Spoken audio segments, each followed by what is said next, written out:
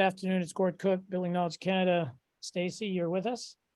I am. Thanks for having me here, Gord. Isn't that a beautiful day? It is, and we're all here to learn something new today. I'm excited. I was very excited. This is a very important day. You know, as a guy who watches temperatures, design heat loss line, heat gain. This is the official switchover day where they stop talking about wind chill and they now start talking about the what do we call it? The humidex or whatever that number is, right? Yeah. Yep. So this is the switchover day, at least in Ontario. I don't know what other folks are all about. Well, they can let us know in the chat, right? Yeah, exactly. And we'll give folks just a couple of minutes to get started, but welcome to the Critical Canadian Building Science webinar series. We're very pleased to be partnering with Enbridge, who fully sponsors this program. It's great, and today's program is not all heat pumps are created equal. We're going to talk about some sizing, some selection issues. It's really and you're going to find the speakers really compelling as to how far the industry is along to make heat pumps viable for you. So I think today we'll find some tremendous value. But Stacy, you always have some things to remind folks of, and you'll tell us when you think it's okay to start. Yeah, well, we're expecting around 158 people here today, but as you know, not everyone can show up for the exact time that the webinar starts. So we know that people will want this information later. We will share it to anyone who has been registered. So and people hop on right after a couple minutes into it, and so they won't miss a whole lot in the beginning here, Gord. So if you want to go to the next slide here, we'll start getting into the housekeeping part of things. And that's your part there, Gord, just Sure. letting everyone know. And I'll just state, as you said, this is such a nice day. Any builder, any self-respecting builders out there digging holes right now because the weather's so nice and getting started on their season. But we'll just do a little bit of intro, some housekeeping. We'll do some polls to kind of understand where people are from. I'd like to introduce our guest speakers, and then there'll be three of us providing information today. I'll do just a little bit up front, but I want to leave enough time for our two speakers, Dev and Nima, and I'll help you with that in just a little bit, and then we'll have time for questions. I think we're probably going to go about 75 minutes, so maybe 2:15. And then we'll get to questions and we'll wrap up by 2:30. So that should be fine. And allow me to introduce Nima Alib. Nima is the co-founder and CEO of BKR Energy Company. Nima and I met about a year and a half ago, maybe 2 years ago, Nima, as you were doing a pilot project with Enbridge, quite frankly. Nima, say hello and just give us a little bit of your background and how you came into this let's talk, let's say this topic area of heat pumps and heat pump controls. Thank you so much, actually, Gord. Yeah, my first name is Nima.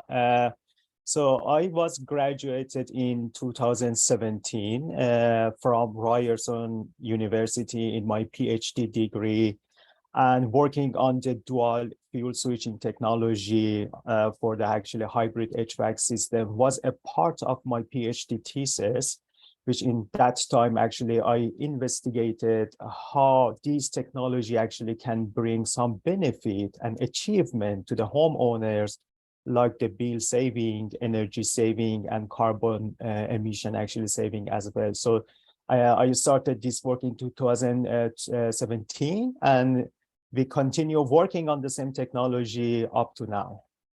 I return it back to you, Gord. Yeah. Yeah, kind of cool, Nima, that this is research that you started. I love that idea, right? Research that then ends up as an industry partnership with a great industry partner, Enbridge, and then out to the industry as a whole. And you're going to report to us on some of the successes with the pilot program that you ran. So we'll look forward to that.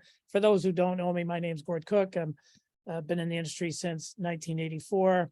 At that time, introducing another new technology, or a different new technology, if you will, back then, heat recovery ventilation systems. And out of that, we've grown a building science company. We're pleased to help 80 to 120 builders in the Greater Toronto area build better houses along what we call the continuum, on the path of continuous improvement, from code to Energy Star to R2000 to net zero to LEED to passive, HERS ratings, whatever program that you're interested in, we're more than happy to help with that. And very pleased to provide education and training on behalf of great partners like Enbridge. Our other speaker is Dev Malrajan. And Dev, you come as a mechanical engineer and come to this industry as well. Give us a little bit of your background. Thanks, Gord. Hello, everyone. Like Gord mentioned, my name is Dev Malrajan. And yeah, I have a mechanical engineering background and joined the industry back in 2016. So I've been working with EMCO Corporation since then for about 7 years. For those of you who may not be familiar with EMCO, we're a wholesale distributor. And we do plumbing, HVAC, amongst many other things. Yeah, I specifically work in the HVAC division. And as part of that, I started a new division within our wholesale supply channel called InTech, EMCO Innovative Technology Solutions, where we actually provide design and engineering service solutions through contractors for design build and more applications based. We mainly focus on heat pump and VRF technology. And that's just, an opportunity that we recognized with through wholesale, stocking more of the products. We need to now support it better for our customers. So it's a little bit about what we do. It is interesting, and EMCO undoubtedly, if not the largest, one of the largest, truly national wholesale distributors serving the HVAC industry, HVAC and the entire plumbing, the mechanical side as well. So really kind of cool to see them step up. Frankly, I'm sure you were encouraged too, Dev, how they stepped up. And because we often hear this, is our heat pumps ready? Is the industry ready? And you're going to help us today understand that, yeah, the industry is ready. There's some really good tools and resources out there. So thanks for joining us. And then in terms of housekeeping rules, Stacey, do you want to walk us through those? Yeah, in terms of, as you can already see, Harvey's just put in just general information in the chat, and that's where we encourage just general comments. But when you want to ask an actual question to any one of our speakers, we encourage you to go down to the bottom bar there where it says Q&A. Please put your question in there so that way we capture it properly and then we know to answer it, and it gets put together in the reports that we use to make these webinars and to improve upon what we deliver to everyone. And so we don't want the chats to be where you're advertising stuff or promoting your company. That's just for, hey, this is what I do because it wasn't one of the choices in the polls, or hi, Gord, nice to see you today. That's what the chat's for. So anything else, please no advertising, and please keep it respectful. The other part is we do a Survey Monkey, and we like people to fill that out as well. It gets sent to you right after the webinar is done. Please fill that out. Again, it helps us to create this awesome content that you're receiving for free and sponsored by Enbridge. And then at the end, anyone who has registered, please make sure I have your correct email. And then I send that information out to everyone along with what's coming up down the pipe from our BKC team. So yeah, I see people have already used the closed captioning, so that just helps people see what maybe they can't see everything on the slide there, but they can see it written out what everyone is talking about. So that's a useful tool to enable if you want to do that. Boy, that puts an extra burden on me to speak clearly then. Sorry about that. I like to mumble. That makes it easier. So thank you for that. And by all means, questions, we'd love to help with that, put those in, and we'll get to those as time permits at the end. But as you said, Stacey, the reason to put it in Q&A is so we can capture them. And if we can't answer them during this session, it gives us an opportunity to record them and get them to it later. So by all means, keep that in mind. If you're okay with it, I'm going to put up one last plug for our Building Knowledge Spring Training Camp that's being held this year in conjunction with the Canadian Home Builder Association Net Zero Leadership Summit. It's in Stratford at the Arden Park Hotel. We have a few spots left. You might be sleeping in a hallway, not quite, but we have a few spots left. And I would just really encourage you, our good friend Tex McLeod and Building Knowledge Canada, this is our 10th anniversary. We got a great lineup of speakers, John Straub, some folks from the US and so on, so John Siegenthaler and so on. So we really encourage you to have a final look at a high performance. We call it spring training camp, so bring your ball glove, please, because we always like to play a little toss out in the front yard at some point. So this next week, so you got to get on it. Hopefully we'll see you there. And then I'll remind you that this is part of a series, right? The Critical Canadian Building Science Series. And you're going to be really interested to hear Andy and folks talk about the new tiered energy code that's going to be in Ontario as of next year.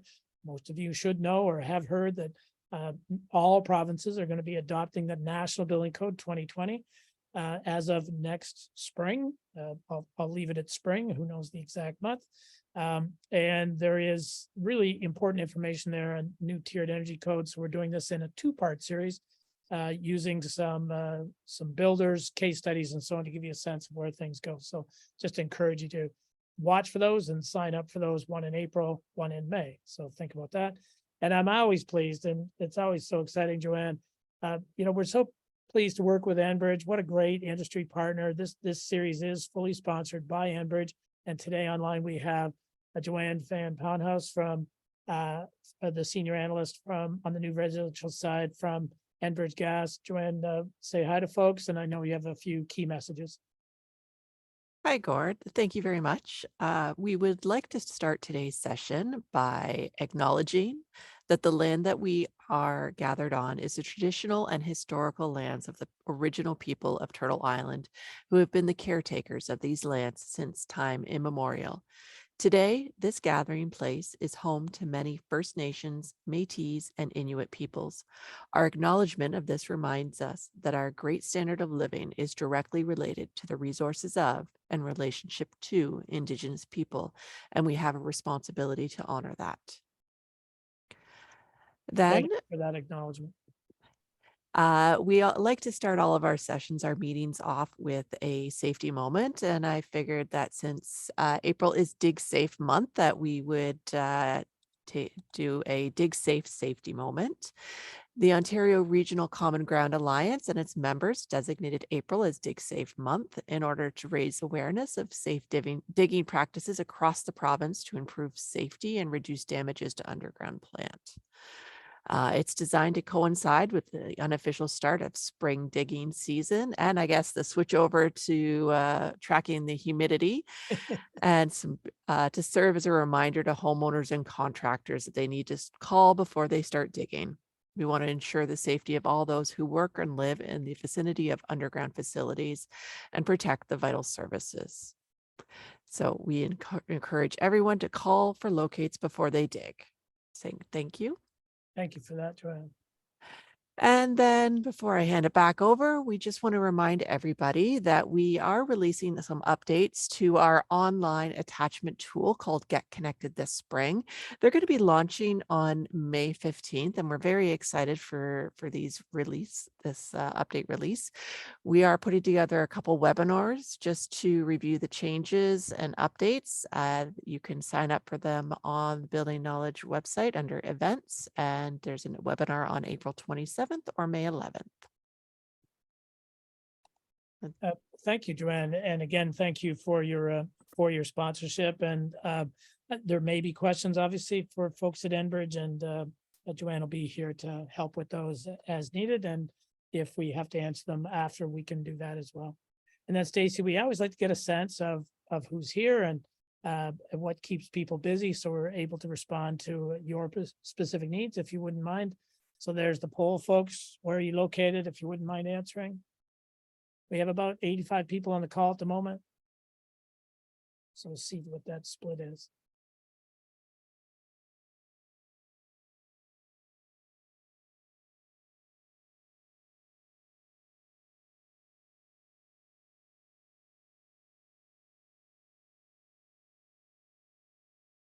So we'll put that one up. Obviously, a balance of folks in Ontario. I can't see the bottom of that chart, Stacey. Any of our friends from the US online? Looks like we've got two. That's fair enough. There's the usual suspects of off the site, and so I'll be anxious to see the names at the end of the session, but certainly an Ontario focus, and that's just fine. But thank you all who have joined us from out the left coast and the right coast. Really appreciate that. And then let's find out what keeps you busy. So what category are you in? And if your category doesn't show up, put it in the other, please tell us in the chat. And we'd kind of like to know who we can respond to. And Stacy will give me a sense of, it's a little awkward for me to look at the chat, so she'll let me know who's there. And I know both Nima and Dev are going to be interested to see how many HVAC contractors there might be, and others who have a particular interest in this topic.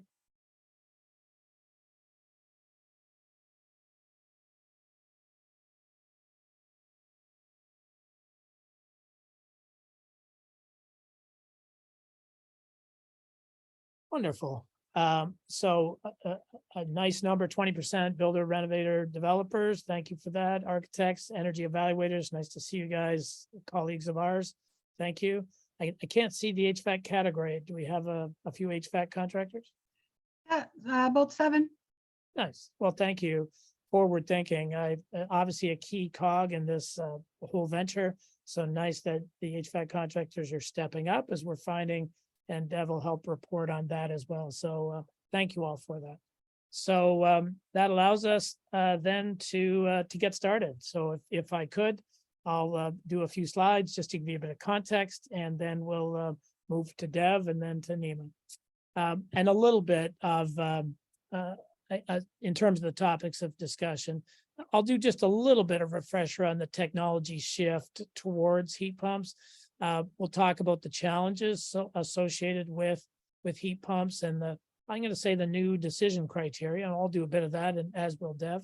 And then Dev will help you with some tips and tools for the selection success to make sure that things are going to work well for you across the country. And then Nima's going to help us with this control optimization question of how to get the most out of specifically dual fuel systems. And as I mentioned, there will be a time for questions. I always like to, again, just do the history because, I started in this industry in the early 80s, and you think about the amazing change we've made. We were at furnaces that were 55 to 60% efficient, whether it was oil, whether it was gas. By the 80s, we'd moved to mid-efficiency, 80%, nice little change. By the year 2000s, we were at 90%. That code change in mid-1990s, early 2000s that got us most of the way towards high efficiency. And then most recently, code changes, minimum efficiency requirements of 96% and minimum requirements of electronically commutated fan motors. Boy, that's really cool. We've gone from 60% to 96%. And many might say, isn't that the best we can do? Isn't that where we should be? And the answer has been, it's a great use of that existing fuel. But let's really understand that really as much as on the left-hand side, we're at 95 to 98%, heat pumps for much of the year are 300 to 400% efficient. That is, for every unit of energy you purchase, you get 3 to 4 units of energy being delivered to your house. And that's really hard to ignore. It's really hard to ignore in today's environment, today's thinking about our environment globally, really hard to avoid or ignore a technology that's able to get us to that level of efficiency. And in the context of the energy advisors on this call will know, if we're trying to improve the energy performance of houses overall, whether it's new or existing, when we look at the technologies that we're often employing, and by all means, more and better insulation on walls that would save you 4 to 6 gigajoules in energy use over the course of the year in a house, or the air tightness top middle there at 6 to 9 gigajoules, better basements at 4 to 8, triple glazed windows at 4 to 6 gigajoules, and then to recognize that heat pumps right out the bat can get you about 10 gigajoules of savings. So both in new and existing, and many of these are synergistic. The more you do on the left, the easier to do on the right. Hopefully you'll understand that if I can make my houses tighter, if I can put in better windows, better basements, better walls, then my instantaneous heat loss and heat gain are smaller, and therefore I don't need as big a heat pump. So we want to keep in mind the synergies of all of this, but ultimately the heat pump, assuming we can get it in and get it in cost effectively, is the single biggest opportunity to save energy, overall energy or greenhouse gases in houses. So very important that we keep that in mind and put that into context as we're working through these elements. And I will remind you that there are lots of tools and technologies. When we say heat pump, we could be thinking of ground or water source heat pumps, the most efficient of the heat pumps in the 400 to 500% efficient, or COPs of 4 to 5, or ducted air source systems, or mini split, non-ducted systems. So we have tools and technologies that help us get there. And we have new ones on the way. We have heat pump water heaters there on the left. We have the multi-terminal heat pumps, the mini split terminals that can do multiple functions within a house. We even start to think on the far right there, air to water heat pumps, a bit of a missing link, I would say. Up until recently, we're starting to see some of them coming now into Canada. On the left, the one that's going to be a focus for us today is the hybrid or dual fuel systems, understanding that perhaps we take advantage of the two different fuels that are available to us in most houses, in many places in Canada. I shouldn't say most, but many places in Canada where we have access to two different types. So lots of options, lots of things to think about. We just have to start putting heat pumps in our mind. Dev, I'm going to ask you later, from an MCO perspective, an Intech perspective, are we starting to see the flip, the change between people selling air conditioners and heat pumps? I've been saying to contractors now for a year and a half to 2 years, stop selling air conditioners, start selling heat pumps. That's the way the industry needs to get to for these compelling reasons. Dev, does that match, do you think? Is that what you're seeing in your world? Absolutely, Gord. Yeah, it's pretty crazy to see at a wholesale level. We get to see kind of the change in the industry, and it's been very rapid. And anecdotally, I can just share that last year, our split between AC and heat pump was probably, 30% air conditioner, 70% heat pump. And this year, that's actually changed from a lot of different driving factors. The main one being the Canada Greener Homes grant. Thank you. And so this is the switch that we're talking about today, changing the mindset a little bit and understanding that we had this incredibly cost-effective, incredibly reliable fuel and technology, natural gas furnaces, that gave you this amazing consistent capacity all winter long with wonderful efficiency and wonderful efficiency improvements, and a very reliable, well-supported technology, as some would say, as good as we can get, right up until the time you say, well, wait a minute, there is this new opportunity. And yes, electricity in most parts of the country is less cost effective, at least right now.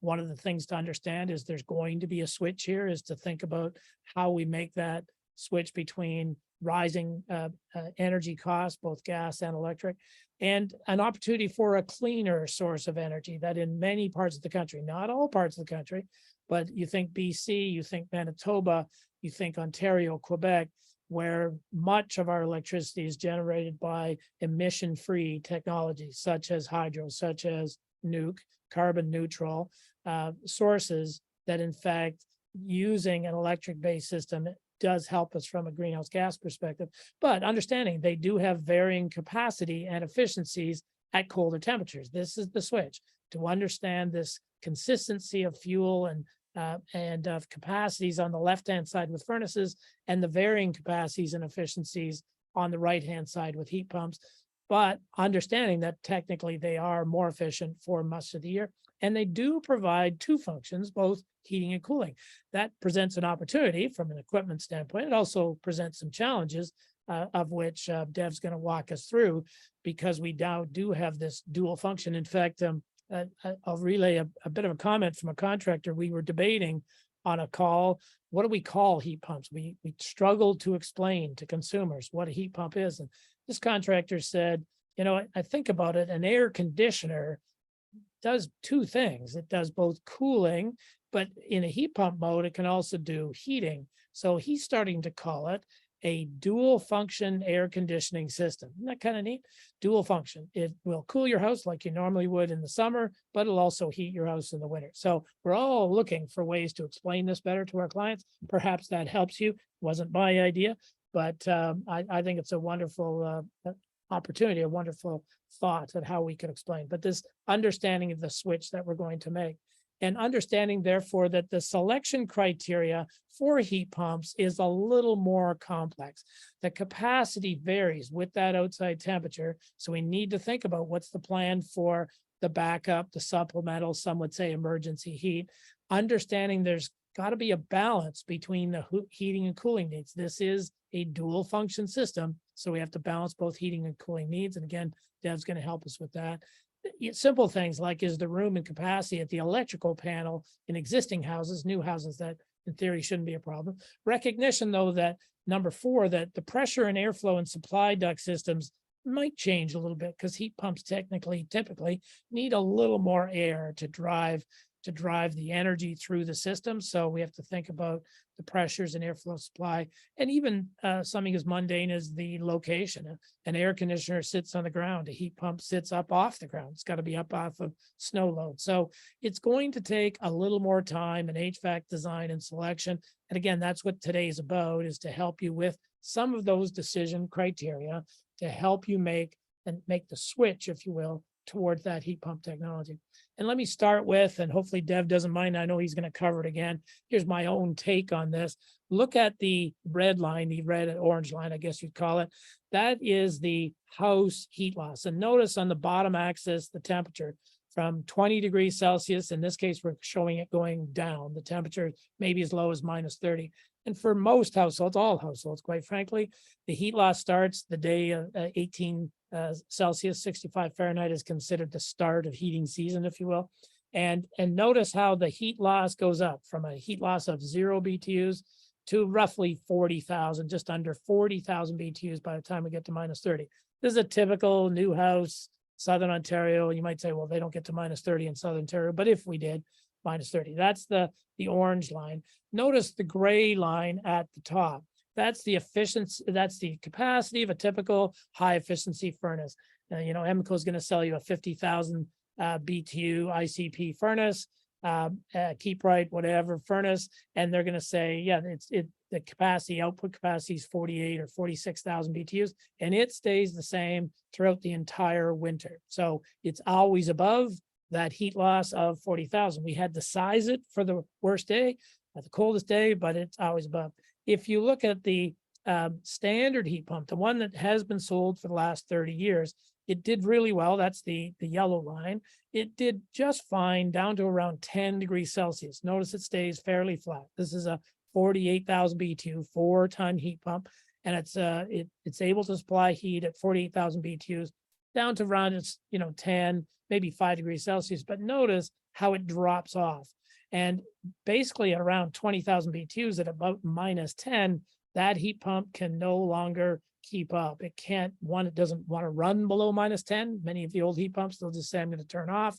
Some turn off sooner than that. But frankly, it's not going to take us through the coldest days, versus the light blue that says the cold climate heat pumps, that now the new technologies that Dev's going to speak of, the new technologies that are able to, yes, the capacity declines, but you'll notice it's able to achieve match the heat loss of the house right down to -25 in this case. And there are heat pumps that'll take us further than that. Dev,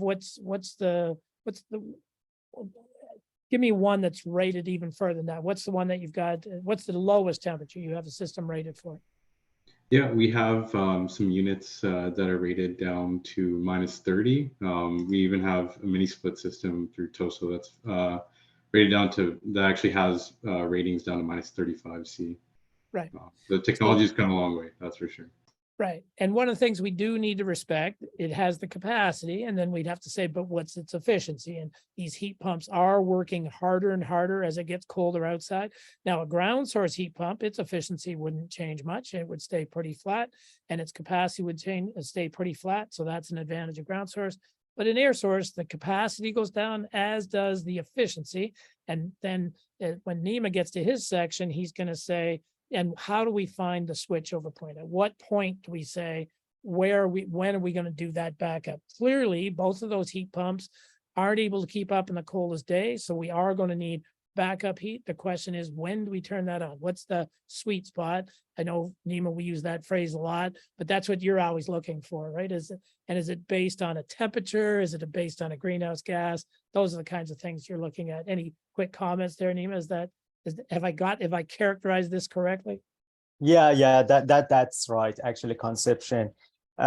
So in my slide, I'm going to talk regarding the switch over balance point, how we're going to calculate that. And what you said actually is it's true, because when we are going to the cold climate, actually outdoor situation, outdoor temperature, we can see actually drop in the heat pump capacity and COP And still actually some of the cold climate heat pump can work, but on the other hand, we need to take a look on the energy, on the electricity actually rates and bills actually we are paying for that. So I'm going to talk in details actually in my presentation. I'm going to open it up and I'm going to the details a little more actually when it comes to me to present. Yeah, thank you.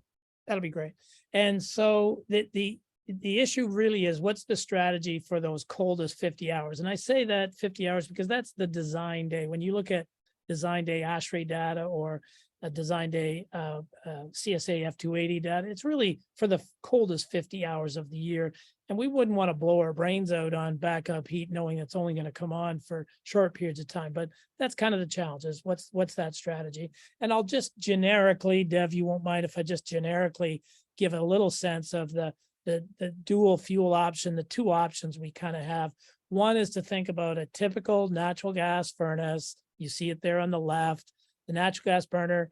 And then above that, we have an evaporator coil in the air conditioning mode. It looks like an AC. It functions like an AC. And it's always above, in this case, always above the heat exchanger.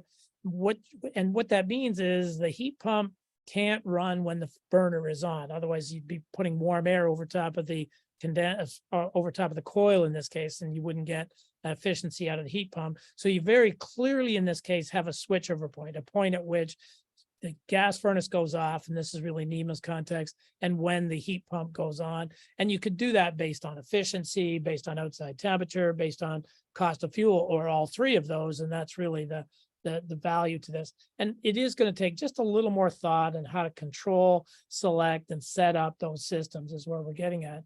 The other side is to think about a heat pump air handler coil. In this case, that heat pump air conditioning coil is below the heating coil. And now you put a supplemental heating coil on top. And that could be simple electric resistance coil, or that could be a hot water coil, say, fed from the water heater.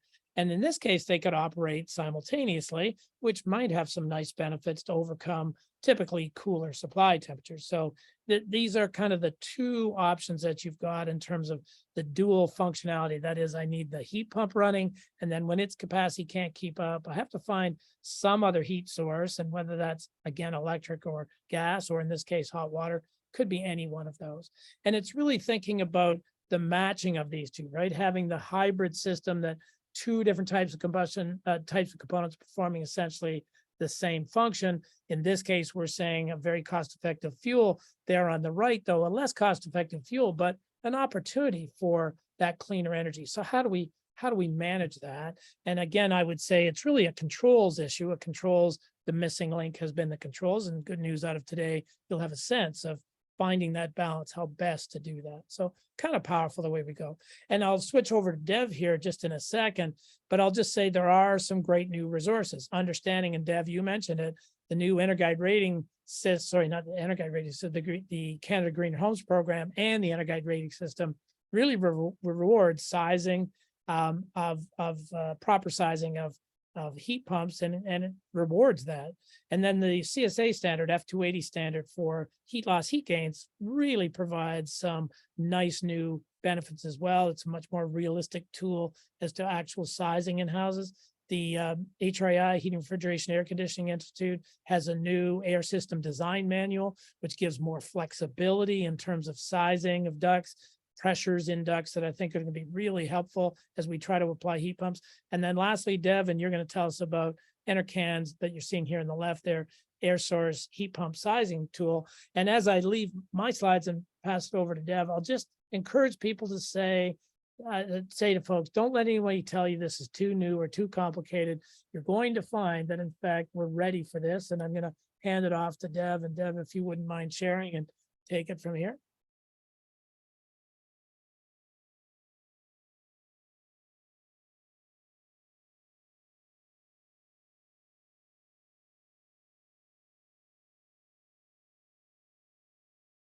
There we go.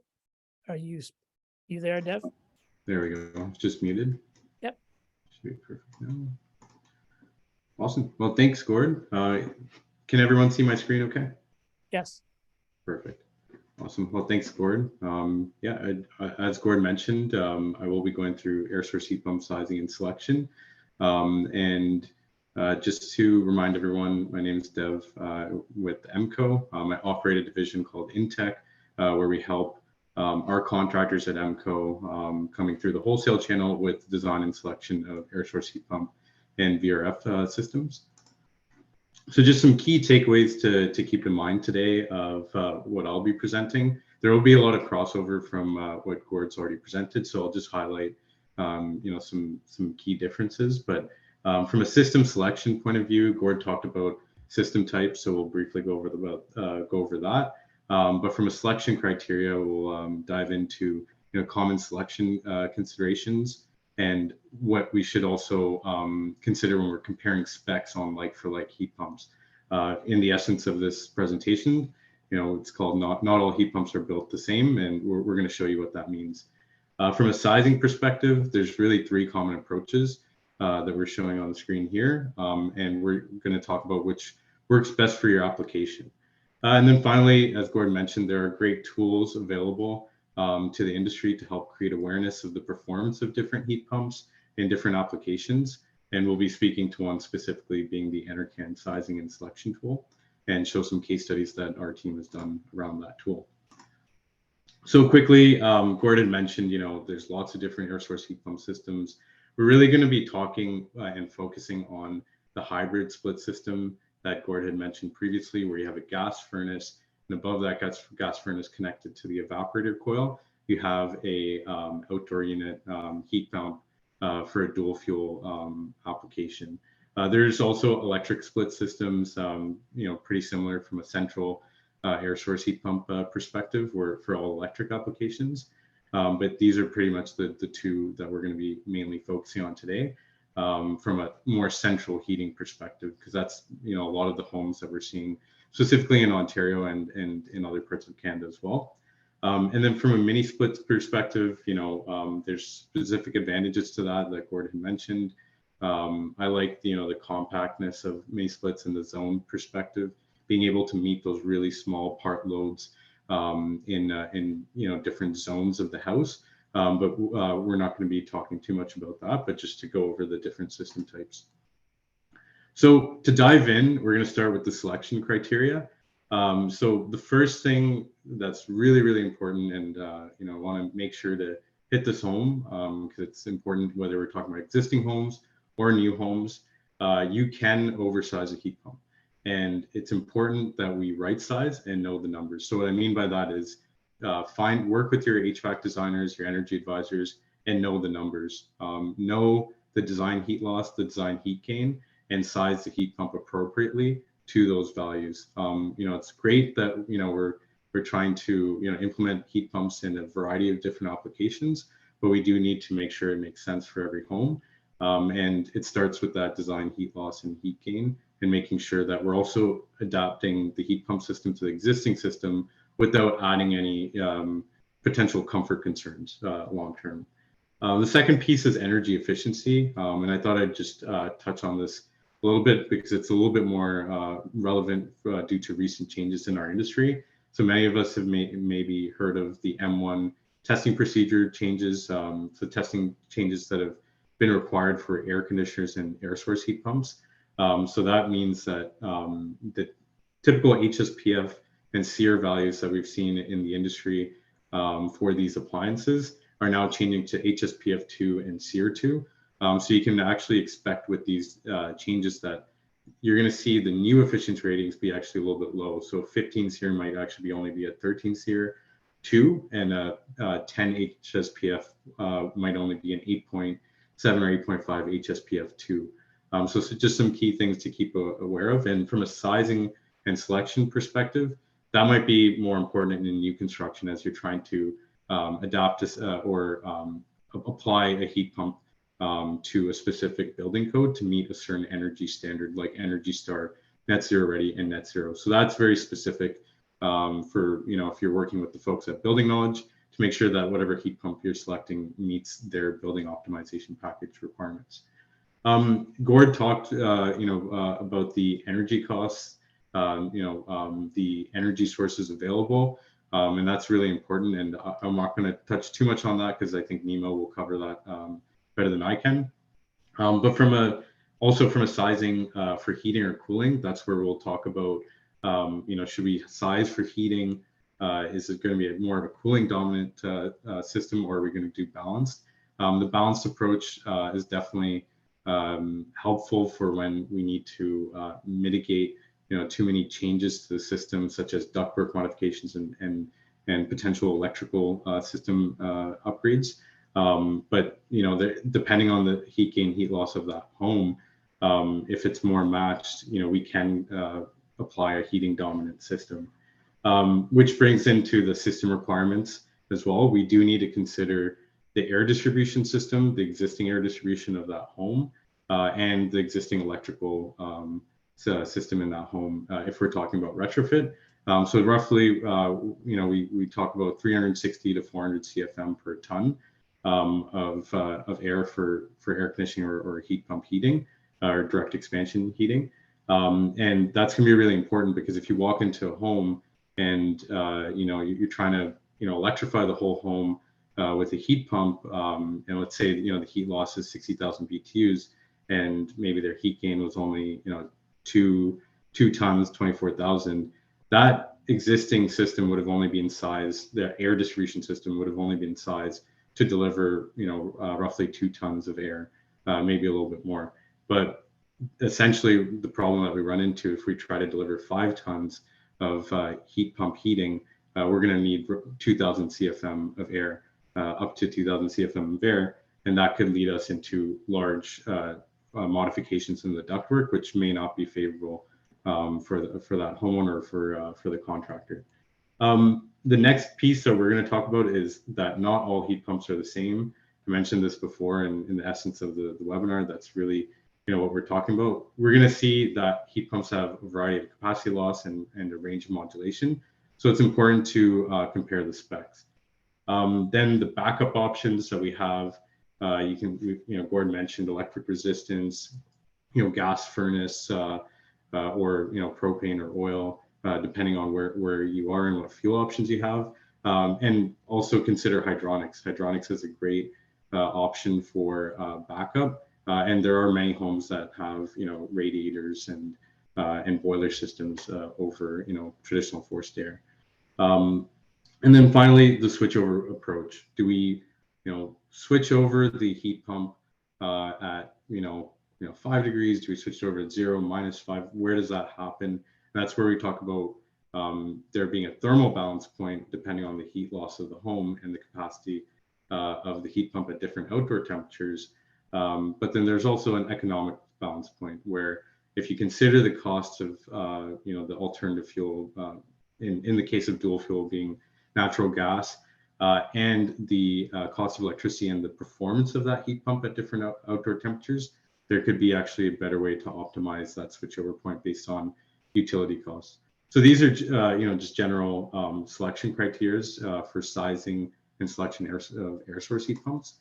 And furthermore, I wanted to kind of bring forward how to select and compare different heat pumps. So this is just going back to the point that I made before. Not all heat pumps are made the same, although they may be both advertised and marketed as 2-ton heat pumps, cold climate rated, rebate eligible. They can perform very differently depending on the application and depending on the models.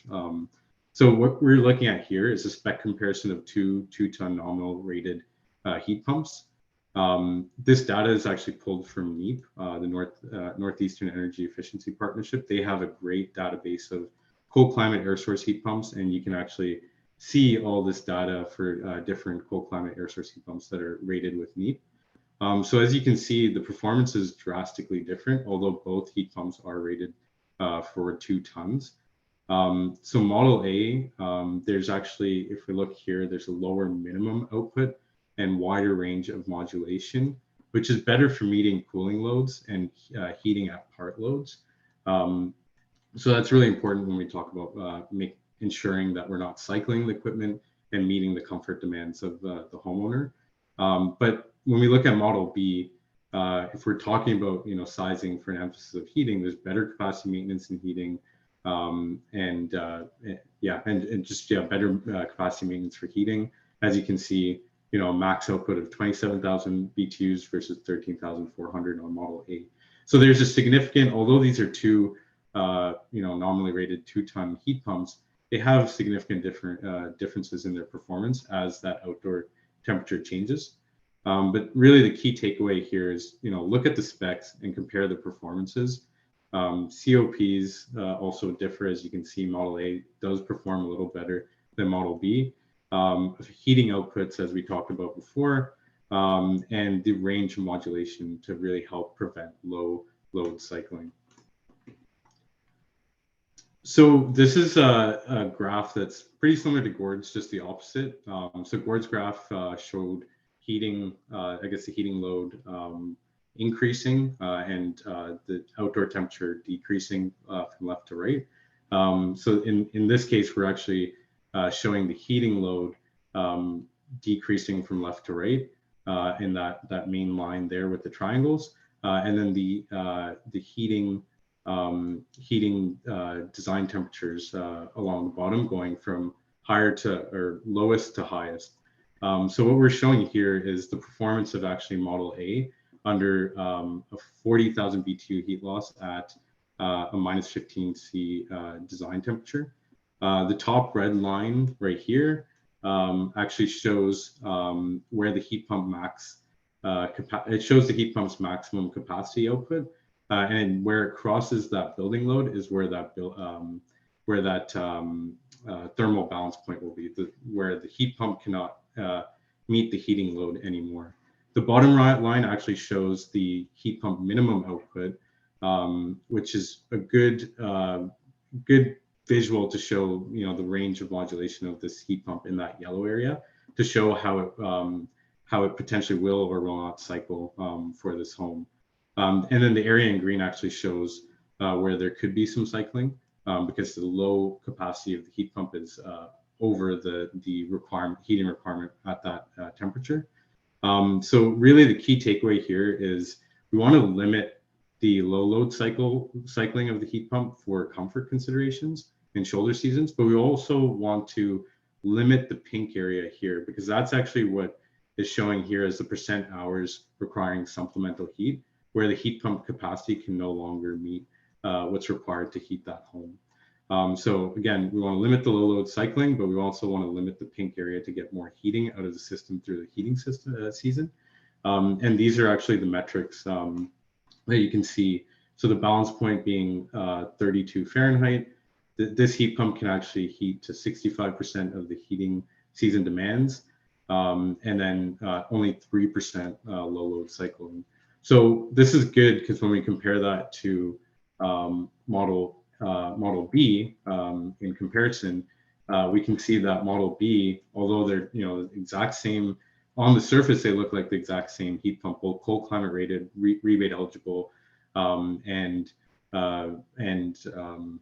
operate at a low outdoor temperature. We can see that Model B actually has better capacity maintenance, so we're able to run that heat pump longer through the heating season for the exact same home. 20 Fahrenheit versus 32 for the thermal balance point, 79% of the heating load versus 65% of the heating season demand. But the trade-off will be a little bit of efficiency and then also that low load cycling. So two heat pumps that look very similar but operate very differently. So from a sizing approach, we talked about three things: an emphasis on cooling, emphasis on balanced heating and cooling, or an emphasis on heating. We're not going to talk too much about an emphasis on cooling, but I really like what Gordon mentioned earlier about considering the thermal envelope of the home and how that plays effect in your heat pump sizing. Because what I would say in most homes that we see in Ontario is, we have a 60,000 BTU furnace and a 2-ton air conditioner. So if that's the true heat gain, heat loss, where it's mismatched between heating and cooling requirements, we're going to have a challenge trying to implement a heat pump to meet that entire heating load, specifically if it's a forced air system, because of the constraints of ductwork sizing in the existing ductwork and potentially electrical space on the panel. So this is a good way to combat that. You can size the heat pump for the air conditioning load. So it does exactly what the air conditioner does, just offers, the additional benefit of heating and inverter-based heating in this case, because we're talking about inverter-based products. And as there are future improvements to the home, future improvements to the thermal envelope, it actually will increase the air source heat pump operation hours. This is really important because I think this is a very resilient approach to sizing your heat pumps, and it prevents oversizing and additional system modifications, as we spoke about. So this is more about sizing your heat pump to cooling. But I think, in the essence of the webinar, we're talking about heat pumps for heating, and a balanced cooling and heating approach could actually be very possible, where that inverter-based, because we're talking about an inverter-based heat pump, they have a range of modulation, as we've seen before. So we can actually, in a balanced approach, we can size the minimum output of the heat pump to the cooling load, and then overcome the rest of the heating load through the maximum output of that heat pump. So in this case, maybe if your target cooling capacity is 2 tons, you might want to look for a heat pump that can actually mod down to 2 tons and then provide heating up above that through the range of modulation. So some considerations: there could be risk of cycling of the air source heat pump in shoulder seasons for cooling, but we would have a much more balanced approach where we'd be able to meet the system requirements for design cooling, but also provide more heating through the heating season, using an inverter-based product, matching its minimum output to the cooling load, and then allowing the range between the minimum and the maximum to provide more heating in that home. So this is where we would talk about, a heat pump being able to, in a balanced approach, providing 50 to 70% of the heating season degree day requirements. And then lastly, we talk about emphasis on heating. So this approach, we're talking about 70% to 100% of the heating season degree days being met by the heat pump. And specifically, this is taken from the Enercan air source heat pump sizing and selection guide. They say, basically air source heat pump target heating capacity output at 17 Fahrenheit should be somewhere between 80 to 100% of the design heat loss. So there will be, some supplement and backup required when the heat pump capacities are below that 17 Fahrenheit and loses capacity.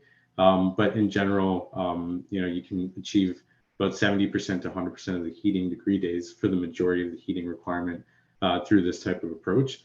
Another way to look at it is, does the air source heat pump targeting heating output at the design temp actually meet the whole design heat loss? And that would be, a good consideration for low load homes where the design heat loss and the design cooling loads are very close. So this, where we're talking about emphasis on heating, I think is very important to consider for low load homes, row towns where the interior units have only one outside facing wall, where the loads, the heating and the cooling loads are going to be very similar. So we're matching those airflows as well, so that those concerns around ductwork or panel upgrades are minimal. So yeah, this is a great approach when we're talking about homes that have lower loads, and important also to consider for homes that may have had significant upgrades and can lower those loads long term. In terms of backup options, we won't talk too much about this, but we talk about hydronic. There's in-floor, radiant, and a combo system. I really like the approach with the combo system where we're talking about an air handler and a tankless unit or a boiler working together, and then you put the heat pump, the evaporator coil above that, and pair it with the heat pump. Tankless and boilers typically have lower modulation range, so they have more turn down ratios, which help for meeting part loads for comfort. Of course, we talked about the backup with furnace, and then there's also electric resistance options. Electric resistance options, as Gord mentioned, are great because now we can talk about using the heat pump with a supplement simultaneously. So we're going to move on to the Enercan toolkit for air source heat pump and sizing. Just a quick summary of the toolkit and what it was intended for. So it was actually created as a guide and for design and selection of heat pumps for contractors going through the greener homes process. There's two components, a guide and manual, as well as an Excel tool to actually run the models. It helps with design and selection of air source heat pump systems for residential applications in new construction or retrofit. And the main point here that I want to emphasize is this isn't a replacement to F28012 approaches for heat gain, heat loss calculations. It's more of a tool to create awareness around how different heat pumps work in different applications for different homes with different heat gains and heat losses. The outputs are energy consumption, heating season utility costs, and greenhouse gas emissions that are a result of the heat pump system, the heating degree days, percent heating degree days with the heat pump only, the thermal and economic balance points, which Nima will talk to a little bit more, and the range of modulation. So from an input perspective, what you're going to put into the tool is the design heat gain and the heat loss of the home, the house location for weather data and energy sources, the outdoor design temperature for that heat gain, heat loss. And then most importantly, you're going to go into NEAP and collect the heat pump capacities and COPs at 5 Fahrenheit, 17 Fahrenheit, and 47 Fahrenheit. And you're going to put that into the tool, as well as utility costs so that it can create the costing comparison. And the outputs that you'll have are the economic and thermal balance point for that home using the heat pump system, the range of heat pump operation modulation, and then the auxiliary heat source and the range of operation for that. So this graph actually shows, a heat pump that was applied to a home with, I think, about a 40,000 BTU heat loss.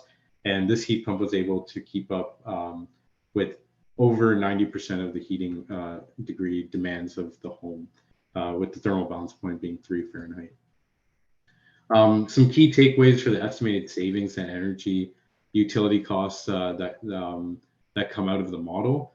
There are some limitations to the model, like COPs and performance evaluated at max capacity. So heat pumps will have better performance at min capacities, as we can see here.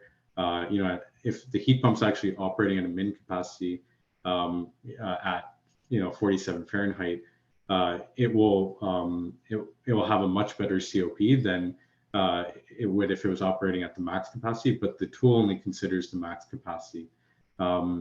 Then something else to consider is that the energy and utility cost calculated savings are conservative because of the fact that we're not considering part load efficiencies. This is a really cool output from the heat pump tool as well. So I think this is great and something that we shouldn't forget when we're talking to homeowners, because homeowners do care about these metrics, specifically about greenhouse gas emissions reductions that can be resulted as a factor of using a heat pump with a natural gas furnace, for example, versus just a natural gas furnace in this example that we're showing here. So these are some of the awareness tools that we can use and take away from the heat pump tool and share with our customers. I won't talk too much about this because this is more how the heat pump tool calculates economic cutoff temperatures versus thermal balance points.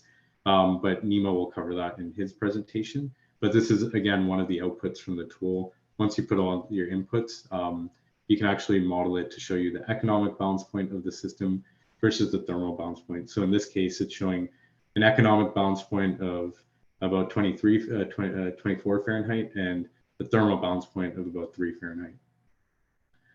This is actually one way that we use the tool internally to help our customers select different heat pump products. So we actually did a white paper for a builder where we compared 4 different brands and models of heat pumps. And as you can see, the 4 different brands perform very, very differently, but the heat pump tool helps us evaluate that. And then some more metrics that being able to compare the 4 different heat pumps.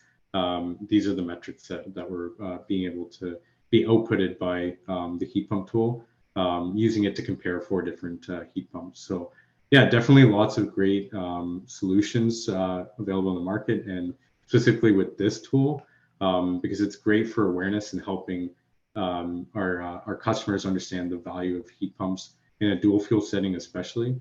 And yeah, it's a great tool to compare different models, because like the essence of this webinar, not all heat pumps are built the same.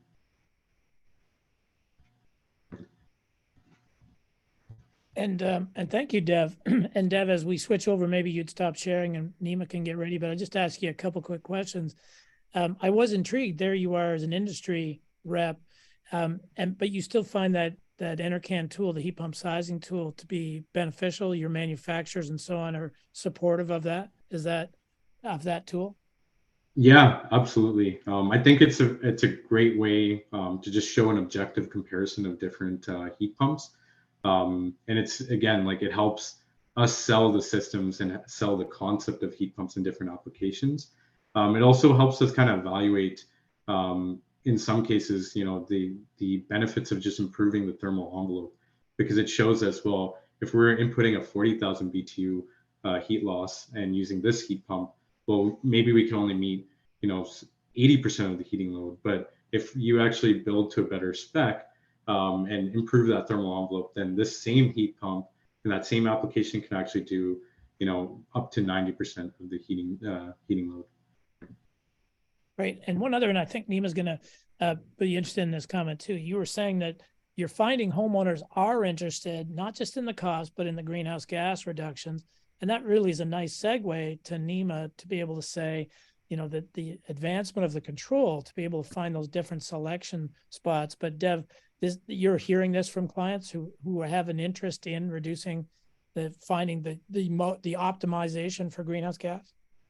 Absolutely. All the time we're hearing from contractors that, our customers looking to reduce their carbon footprint. How can we show them that they're doing that? And this is a great way to do that. We're also hearing it from builders. So we actually worked with one builder in Southwestern Ontario to help them show basically gave this report to their sales team and said, well, here's how you can show the benefit of the air source heat pump system in this net zero ready house. And they were actually able to use those greenhouse gas emissions reductions metrics to help sell the concept of the net zero ready house and the heat pump to those homeowners. Beautiful. And Nima, that is hopefully you would say a good segue. Dev, one last thing. You mentioned a white paper you've written. I think you're going to post that on your website. Perhaps you could put that in the chat so people could go look for that. But Nima, why don't we switch over and as you said in your PhD thesis, this was really what you were trying to find, is that sweet spot, right, of greenhouse gas versus cost optimization. So take us away. Yeah, thank you so much, actually, Gord and Dev, for the great information here. My presentation today is going to take something around 10 to 15 actually minutes, and I'm going to talk regarding the hybrid HVAC system. Yes, something around 6-7 years ago, we actually, thought about the hybrid HVAC system. How would it happen if we have actually both natural gas furnace and electric actually heat pump involved together in a good actually combination, and what is the benefit and achievement this type of actually HVAC system can offer to the homeowners. So that's why actually a part of my PhD thesis actually was to working on this actually topic. We have done lots of simulation based on the energy rates for Ontario, and we see actually very good benefit actually is coming for carbon emission saving and even energy bill saving actually for the homeowners. So that's why actually we develop a prototype of this dual fuel switching controller, and then actually we develop this technology over the time by working with an Arcan and Enbridge. So today I'm going to talk regarding this technology a little bit. So let me actually just start my presentation. So in my first slide, I'm going to talk regarding different actually climate zone in the States and here in Canada, and definitely actually in Ontario. So as you can see on the right, on the left actually hand side, in the United States actually we have different climate zone. starting from zone number 1 and zone number 2, which are very hot and humid actually condition. But by moving actually up to the north of the map, you can see the weather condition change in different actually situation, and you can see we're going to be ended to zone number 7, which is relatively actually cold or very cold actually weather condition in that area. But the point is that the key point actually is that in the state, because of the various weather conditions, so we can actually use the air source heat pump almost in all the areas. But of course, actually, by moving to the colder actually provinces, maybe actually we need to use the cold climate heat pump, or if you are supposed to use the normal actually heat pump, maybe actually you need to have larger actually size actually heat pump to provide the thermal comfort during the peak winter season. But when actually we switch back to the Canada, and definitely actually in Ontario, the story is a little actually different. So as you can see on the right-hand side picture, so we have a kind of actually Arctic actually situation here, which the outdoor temperature is cold or actually extremely cold during the peak winter season in this actually specific area. So there is a question mark here, what type of actually heat pump we can use in this area. And if we're going to use the normal actually heat pump, how much actually is the best sizing for the heat pump to cover the total actually heat demand of the building of the house.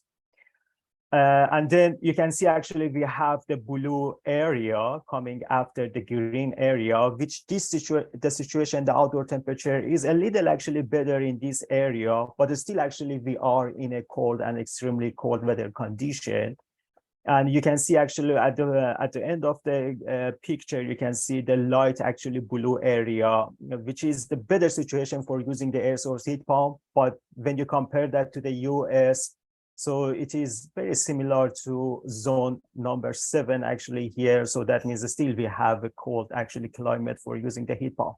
So the main question is the heat pump actually alone can provide the thermal comfort in Ontario during the peak actually winter season? So in response actually to this question, we can say, yeah. For example, we have cold climate actually heat pump, which can do the job, can provide the thermal comfort. However, they actually come with some issues. For example, the first one is maybe the larger actually size of those cold climate or normal actually heat pumps in Ontario. And the homeowner, they need to pay high actually infront cost for larger actually size heat pumps. And when you take a look on the electricity bills, so you can see actually, because some of the heat pumps, they're using electric resistance actually for the backup system, for the auxiliary system. So when you take a look on the electricity bill, so you can see actually very high bill for electricity. So all those actually items making the homeowners unhappy of this actually situation. So for a solution, I can actually talk regarding the hybrid HVAC system. So as the other, presenter, Gord and Dave actually talk about that, a hybrid HVAC system can be a combination of different 3 parameters. The first parameter actually is the high efficiency actually furnace, which is located here. The second parameter can be an air source heat pump, which you can see that as item number 2 here. And the third actually parameter is a conventional thermostat, which I'm going to talk about that in upcoming slides. So those actually components can make a hybrid HVAC system.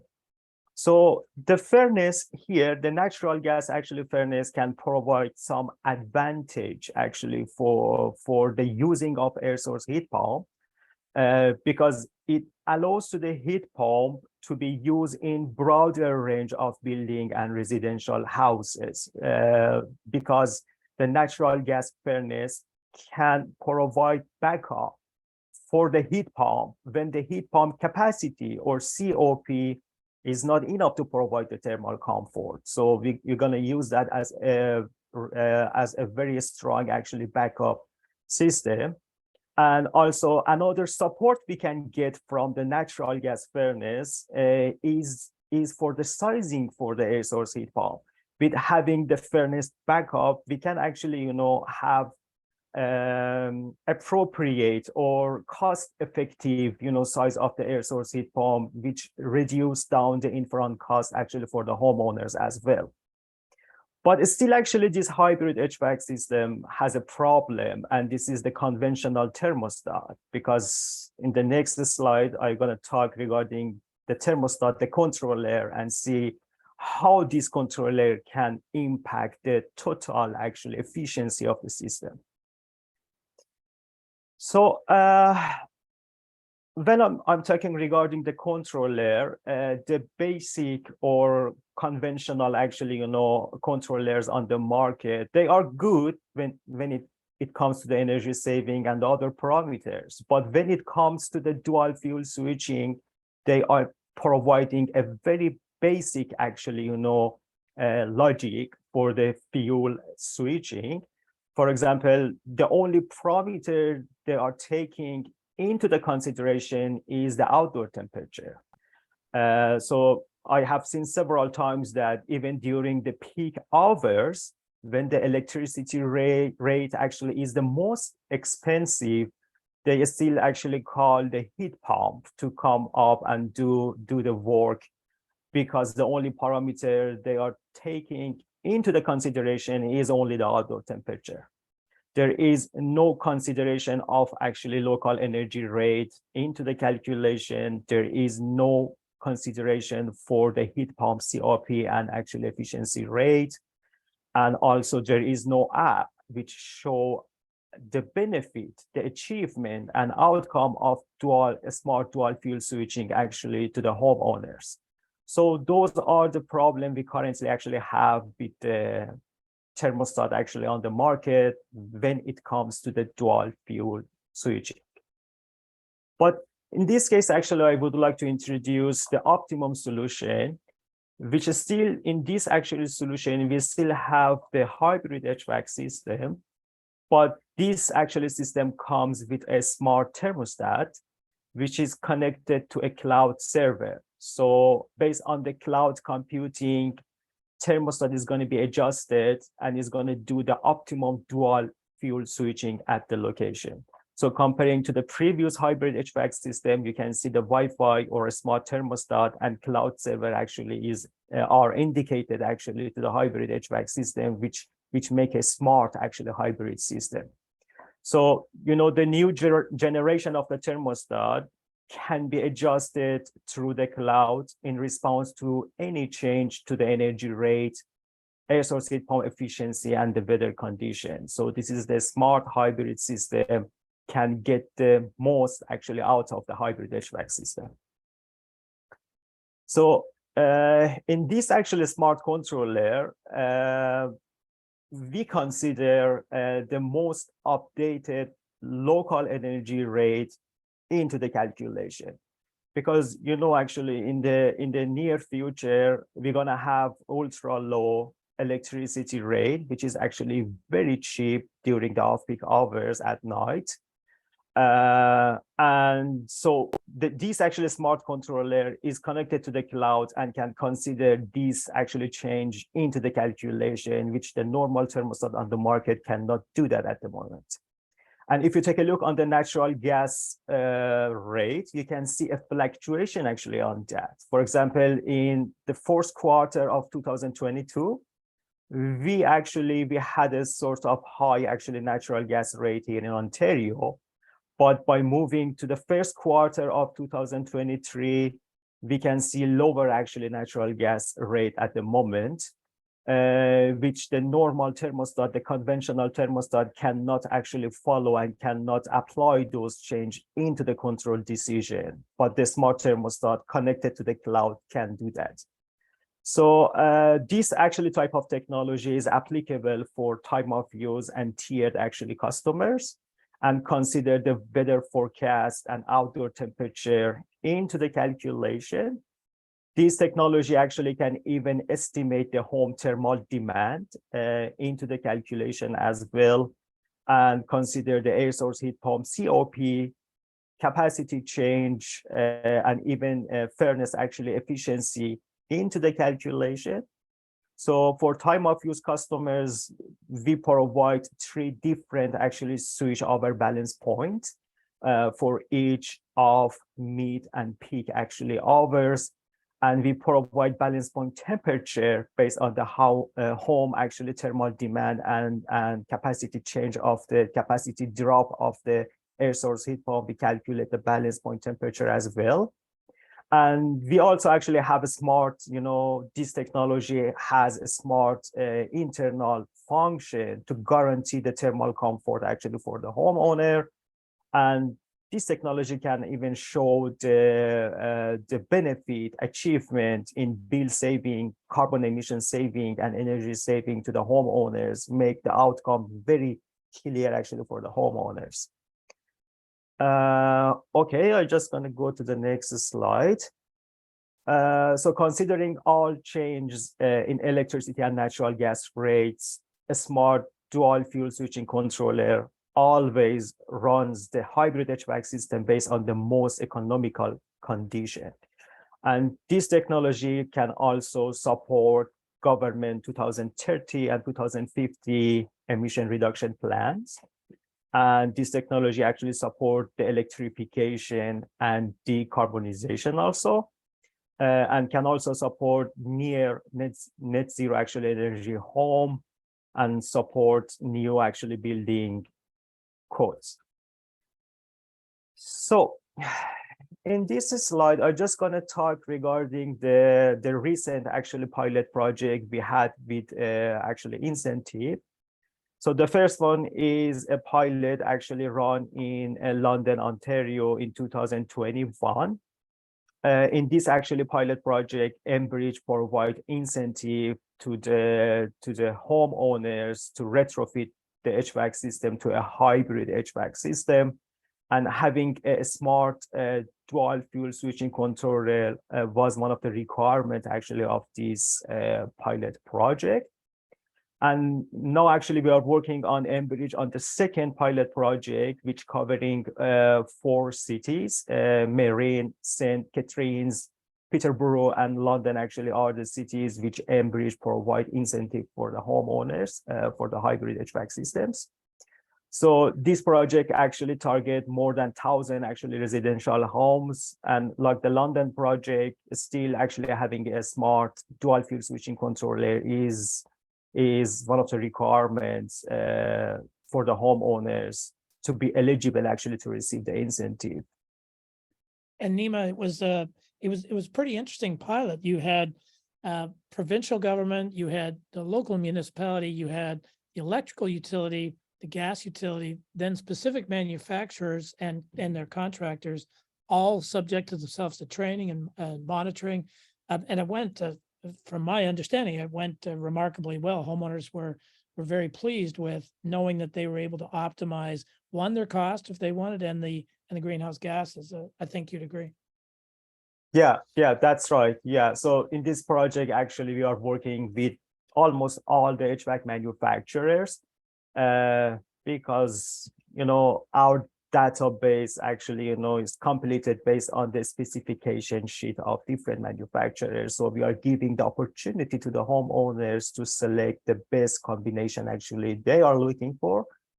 And we have a municipality, we have the government, and we have the other actually partners in this actually large pilot project, which I heard actually is going to be extended in the future, covering more actually 1,000 homes. Yeah, this is really actually a good project we already have with the Enbridge. And thank you. And so what we'll do, we have about 12 minutes left for questions. And there are a few questions in the Q&A, and thanks for that. Nima, maybe put up your next slide so people know where to contact you, although that's in the chat as well. And I've often referred to your this control technology as that missing link, rather than just doing that temperature switch over. And Brad actually asked, how do you keep a system from constantly switching from heat to cool and shoulder seasons? The control strategies, one, when do I switch from heat pump to natural gas, and when do I switch heat cool?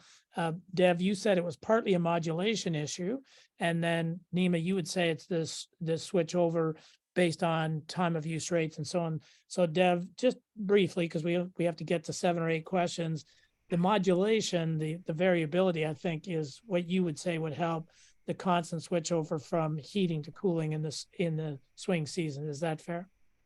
Yeah, I agree. That modulation will help. Just with a wider range of performance, help meet a larger range of heating and cooling loads. Yeah. And then Nima, how are you finding in terms of the control so far when it's switching over? How are homeowners finding that? I have your control. I haven't found it to be an issue. What's been the feedback?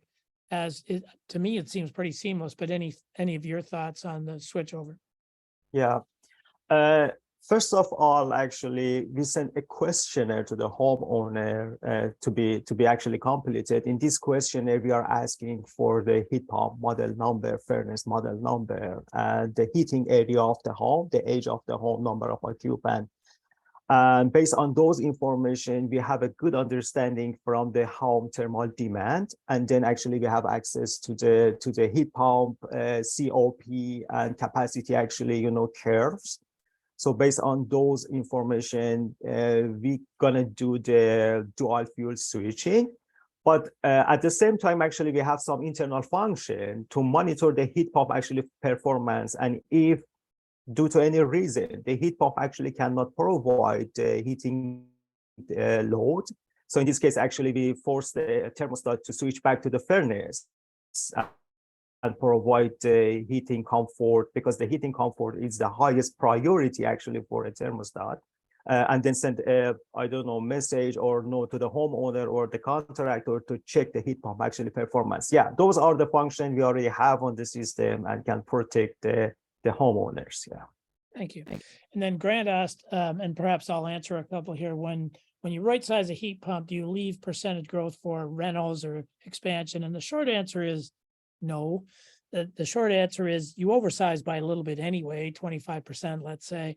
But if there's a reno or an addition being added, then we would say then take that up at that time. You wouldn't want to compromise sizing of a system now for some future consideration. The flip maybe people say, well, what if I improve my house over time?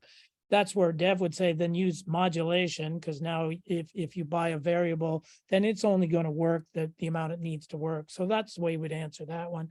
Then the question, was there any specific manufacturer certified for cold climate? Dev, you mentioned NEEP, the Northeast Energy Program, I think it is, that's done some specifications.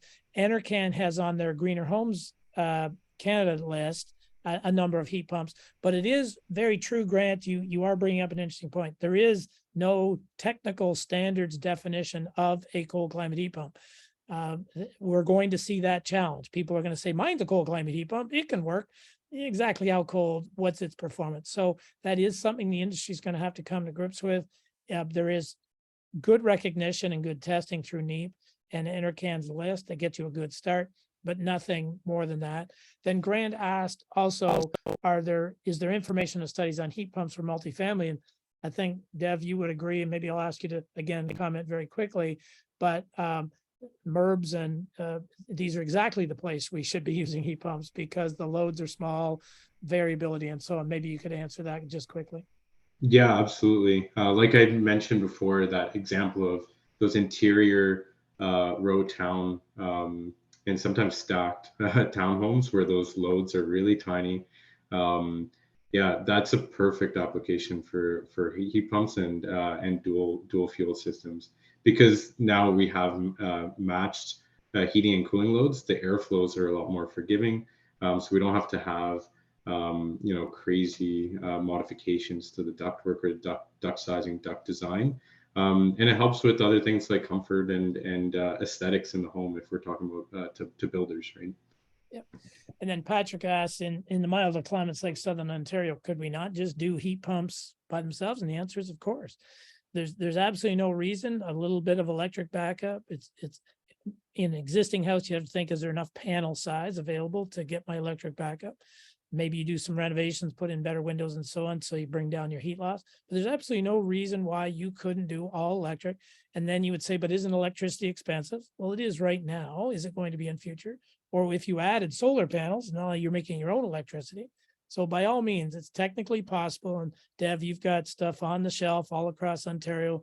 This is pretty normal for you guys to sell all electric heat pumps. Is that fair?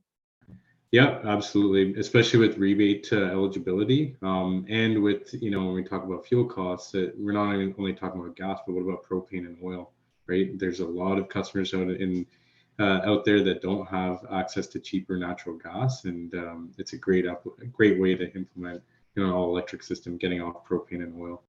Right. And then David asked, and David, thanks for your questions. You had one earlier on Minto Air, and hopefully I answered that to your satisfaction. If your heat loss is small enough that product can work.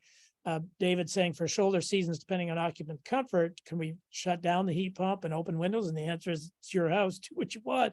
I mean, it is a thermal comfort issue. There's no reason to believe a heat pump is any better or any worse, frankly, than a standard furnace for taking advantage of mild days. We turn everything off the last couple of days, and we probably won't turn the air conditioning on for a little bit, but there's absolutely nothing inherent in a heat pump that would say it's any different in terms of control from that perspective. Nima, I don't know if this one falls into yours. It says, what impact do occupant practices have on efficiency? Things like lighting, food preparation, and so on. Any studies that you're aware of in your world of how the internal loads affect the overall operation of heating cooling system? Of course, actually, it has some impacts on the operation of the heat pump, because when you are cooking, when you are even doing some kind of activity actually inside the home, you are providing heat, and it's a sort of actually heat gain the system receiving actually from the internal activities. So that means with the home with more occupants, the thermal demand is going to be a little actually lower than the home without the occupants. So of course, actually those parameters have impact on the home actually thermal demand.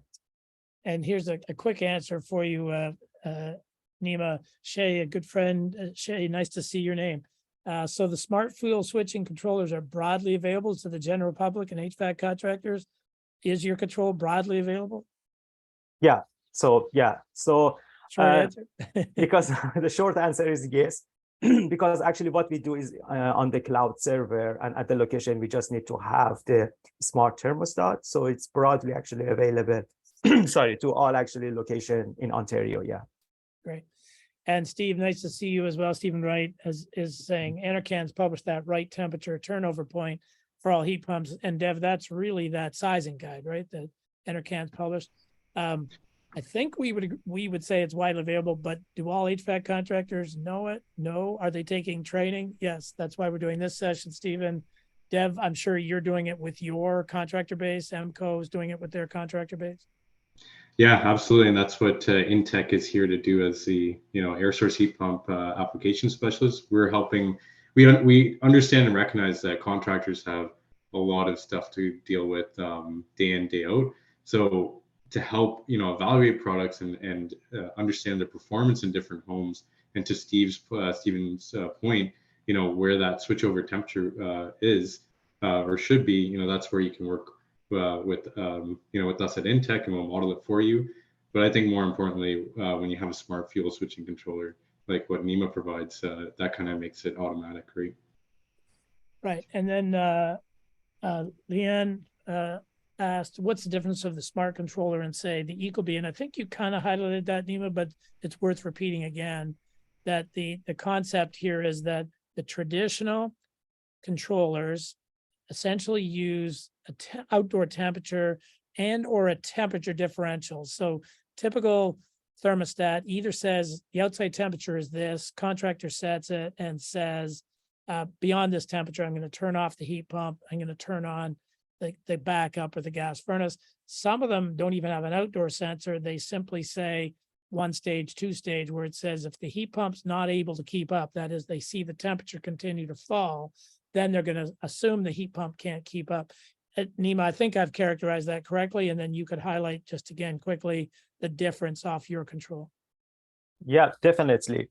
Yeah, the conventional or legacy actually thermostat on the market only consider the outdoor temperature as the parameter and then do the dual fuel switching based on the contractor actually setting on the thermostat, which is still good, but it's a sort of actually basic method for doing the dual fuel switching. So what the new technology actually consider is the local energy rate into the calculation. So that means we're not going to have only one switchover point. The switchover point change based on some parameters like the local energy rates, like the outdoor temperature and the efficiency of the unit and COP, which the legacy actually thermostat, they cannot actually consider those parameters into the calculation. Yeah.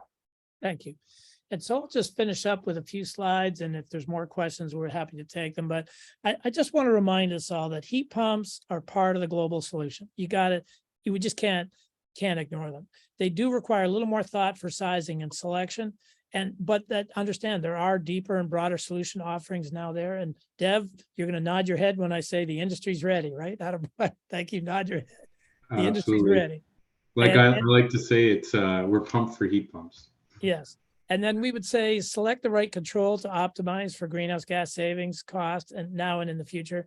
And as always, I'm a big fan. You don't have to do this on your own. There's some great manufacturing partners, utility partners, government partners, and energy advisors on this call. And you're seeing here from manufacturer of controls and then distribution network that value those partnerships. And let's just not waste this opportunity to help clients make. This year, don't sell any air conditioners, sell heat pumps.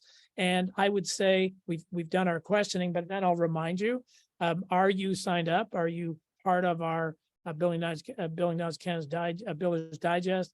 We'd love you to be part of this. Sign up today. Links in the chat that Stacy has sent to you. And I'll say again, thanks for attending and watch for the next webinars. That's the ones on the tiered energy code coming up late April, and then again in early May, a 2-part series. So thank you all very much for joining in. It looks like there's one other question. Maybe I'll go to it just as a second here. I'll leave that one up. One other questions. Oh, life expectancy of air source heat pump versus conventional. Dev, I'm going to say, is there any reason to believe that they're any lower than a traditional air conditioner, or indeed will they be longer life than a traditional air conditioner? I believe they should be longer because that compressor is working. It's not coming on, full off. It's not cycling. When you cycle equipment, just like if you can imagine, you're running your car and going full on, full off, full off. There's more wear and tear when you have that cycling. There's less cycling with the air source heat pump, so it should actually last longer, and the warranties are the same, if not longer. Great. So if everybody could join me in thanking Dev and Nima, I really appreciate, and frankly, Enbridge, for the opportunity to bring manufacturers to the table. I just think that's the power of these sessions. So thank you all, Nima, Dev, very much for your presentation. You will recall that the presentation will be available to you shortly. Stacy always looks after that. And thank you all for joining in the call. Have a great day.